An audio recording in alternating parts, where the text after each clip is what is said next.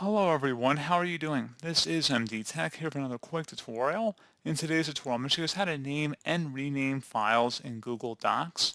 So this should hopefully be a pretty straightforward process here, guys. And without further ado, let's go ahead and jump right into it. So all you have to do if you have a document already open, it works the same way as if you already created an existing document. You just would go up to the top left corner where the name of the document currently is, and just would click inside this field. When you hover over the name, it actually does prompt you if you want to rename it. Just click inside of this name up here, and you can delete whatever's in there and type in a new name if you choose to apply a new name, and then hit enter. And that's pretty much all you have to do. So pretty straightforward process, guys. Do hope I was able to help you out, and I do look forward to catching you all in the next tutorial. Goodbye.